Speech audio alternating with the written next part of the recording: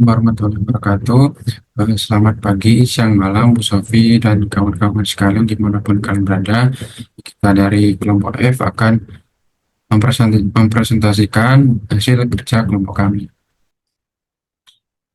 Pertama-tama perkenalkan nama saya Muhammad Albani Fagata dengan NPM akhir 408. Saya Satria Yoga Ditama, NPM akhir 155.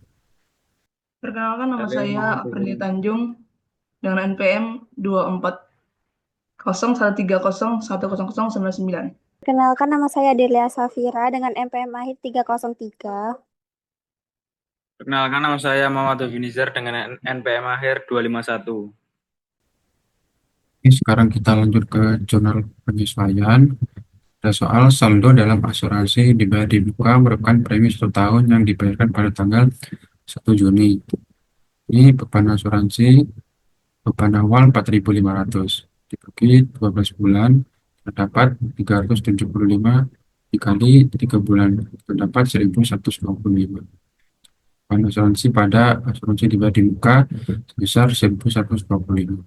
Kedua, hasil penghitungan perlengkapan pada 31 Agustus menunjukkan persediaan senilai 650 yuan masih tersedia. Nah, beban perlengkapan awal itu 2.600 dikurangi 650, kita dapat sisa 1.950. Beban perlengkapan pada perlengkapan sebesar 1.950. Kemudian yang ketiga, tingkat penyusutan tahunan adalah sebagai berikut. Bangunan 4%, peralatan 10%, nilai residu diperkirakan sebesar 10% dari harga perolehan. Nah, kita 120.000 dikali nilai residu tadi 10%, kita dapat 12.000. Kemudian 120.000 kita kurangi dengan 12.000, kita dapat 108.000. Nah, 108.000 ini dikali dengan 4%. Penyusutan sebesar bangunan 4%. Kita dapat 4.320. Dibagi 1 tahun, dibagi 12 bulan, kita dapat 360. Nah, kemudian dikali 3 bulan, sama dengan 1.080. Penyusutan pada simulasi penyusutan bangunan sebesar 1.080. Kemudian ke beban penyusutan peralatan sebesar 16.000 dikali residu tadi 10%, kita dapat 1.600. Dan 16.000 dikurangi 1.600, kita dapat 14.400. 14.400 dikali 10%, ini dari penyusutan tahunan peralatan sebesar 10%. Nah, kita dapat 1.440 dibagi 12 sama dengan 120 dikali 3 bulan, kita dapat 360. Jadi beban penyusutan peralatan pada akumulasi penyusutan peralatan sebesar 360. Kemudian nomor 4, pendapatan sewa yang belum diakui sebesar 3.800 yuan harus diakui sebagai pendapatan sebelum tanggal 31 Agustus. Jadi kita masukkan pendapatan sewa yang belum diterima sebesar 3.800 pada pendapatan sewa sebesar 3.800. Lanjut ke nomor 5, gaji dan upah senilai 375 yuan belum dibayar pada tanggal 31 Agustus. Kita masukkan beban gaji dan upah pada utang gaji dan upah sebesar 375. Lanjut ke nomor 6, pendapatan sewa senilai 800 yuan belum diterima dari penyewa pada tanggal 31 Agustus. Jadi ini termasuk piutang ya pada pendapatan sewa sebesar 800. Yang terakhir, wesel hipotek tertanggal tanggal 1 bulan 1 2022. Tingkat bunga hipotek adalah 8% per tahun. Nah, jadi nilai awal besar 50.000 dikali 8%, kita dapat 4.000. Kemudian 4.000 ini dibagi 12 bulan, kita dapat 333,3. Kita kali 3 bulan, kita dapat 990,9. Nah, ini saya bulatkan menjadi 1.000. Di total debit dan kredit sebesar 1.490. Oke, kita lanjut ke neraca saldo. kas sebesar 19.600 sama asuransi dibayar di muka sebesar 337,5. Ini dikurangi 4.500 dikurangi 1.125. Lalu perlengkapan sebesar 650. Ini perlengkapan 2.600 dikurangi 1.950 terdapat 650. Kemudian tanah sama, bangunan juga masih sama, peralatan juga masih sama, kemudian dividen masih sama, bahan gaji dan upah. Nah, ini gaji dan upah 44.800 bertambah dengan 375 terdapat 45.175. Lalu biaya utilitas masih sama, beban perawatan dan perbaikan juga. Kemudian ada piutang. Piutang tadi kita eh, senilai 800. Piutang senilai 800. Kemudian ada beban asuransi 1.125. Lalu ada beban perlengkapan 1.950. Beban penyusutan bangunan sebesar 1.080. Beban penyusutan peralatan sebesar 360. Beban bunga sebesar 1.000. Kemudian hutang 1.500 bersama pendapatan sewa yang belum diterima 800. Hutang hipotek sebesar 50.000. Modal saham ini 100.000. Laba ditahan kosong. Pendapatan sewa 90.800 dari 86.200 bertambah dengan 800 tambah dengan 3.800. Dapat hasil 9.800. Ada utang gaji dan upah sebesar 375. Lalu kemudian ada utang bunga sebesar 1.000. Lalu ada akumulasi penyusutan bangunan sebesar 1.080 dan akumulasi penyusutan peralatan sebesar 360. Kita total semuanya, kita dapat hasil 248.915 yuan. Oke, kita lanjut ke soal selanjutnya. Berikut rinciannya. Nah, ini teman-teman dalam bahasa Inggris. Saya akan terjemahkan untuk penyelesaian soal dari P34 LU 2345.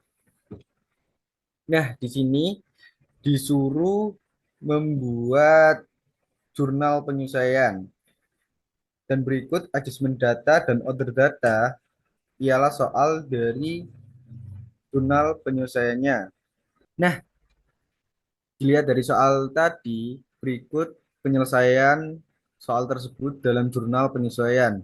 Di sini ada penambahan beberapa akun, yaitu selling rent expense, administrasi rent expense, selling utilities expense, administrasi utilities expense. Dikarenakan di order data rent expense dan utilities expense itu ada potongan 80% penjualan dan administratif. Oleh karena itu ada penambahan beberapa akun di dalam jurnal penyesuaian. Nah, berikut hasil dari jurnal penyesuaian dengan total $250.000 dan kredit $250.000 dan dihasilkan dengan balance. Nah, berikut setelah jurnal penyesuaian diselesaikan, di sini terdapat jurnal neraca yang sudah disesuaikan oleh soal pertama tadi, jurnal penyesuaian, terus kemudian diselesaikan dengan neraca saldo dengan total hasil $1.004.700 dengan masing-masing balance. Dan di sini ada penambahan dan penghapusan beberapa akun yang saya sebutkan tadi, selling salaries and wage expense sampai administrative utilities expense.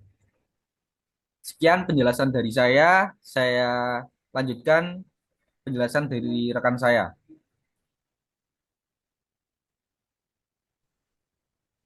Yang selanjutnya ada membuat laporan laba rugi. Di sini saya menggunakan laporan laba rugi perusahaan dagang dengan metode multiple step atau tidak langsung.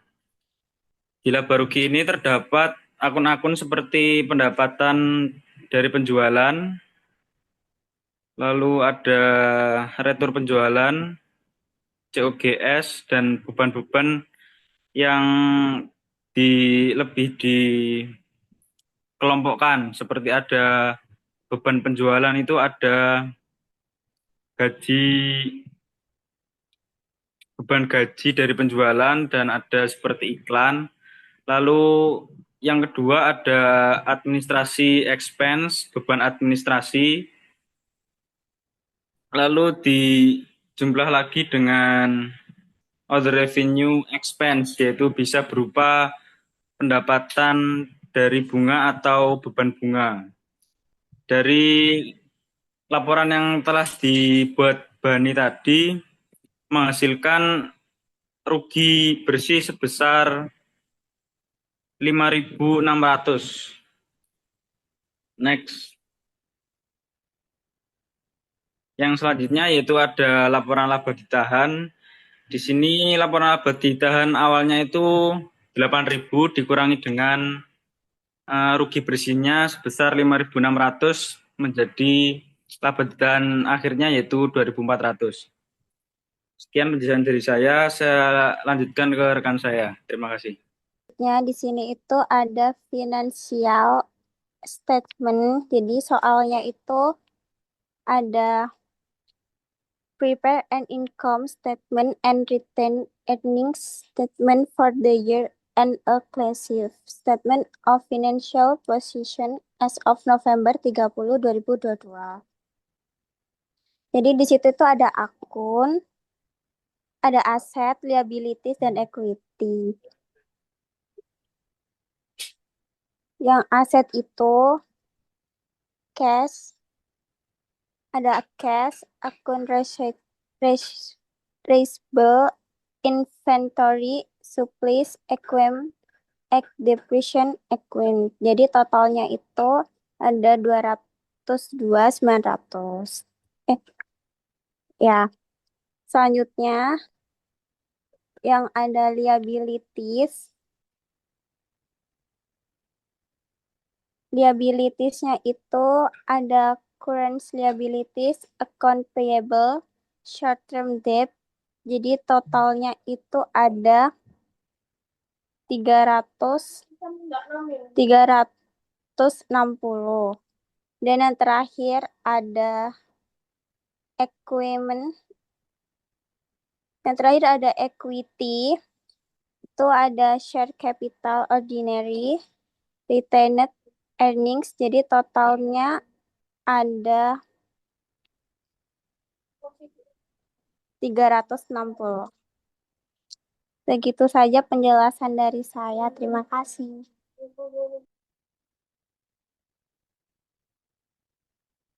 Baik, saya akan menjelaskan tentang jurnal penutup. Di sini ada jurnal penutup, yaitu akun pendapatan. Akun pendapatan penjualan ada sebesar 757.200. Retur dan tunjangan penjualan 4.200. Iktisar laba 753.000. Dan juga ada akun beban, menutup akun beban. Di sini ada iktisar laba yaitu 739.400, harga pokok penjualan 495.400, beban gaji atau upah 98.000, beban gaji administrasi 42.000, beban sewa 19.000, beban sewa administrasi 4.800, beban utilititas 11.200.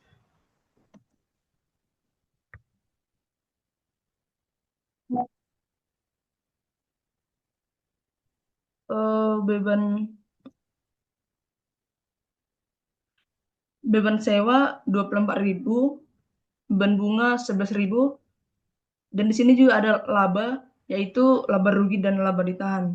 Laba rugi yaitu 13.400, laba ditahan 13.400. Lanjutnya, Mas. Di sini ada juga neraca saldo yang setelah penutup. Di sini ada kas semua jumlahnya yang balance.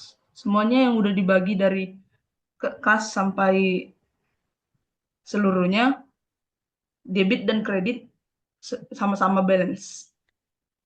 Baik, sekian dari penjelasan dari saya.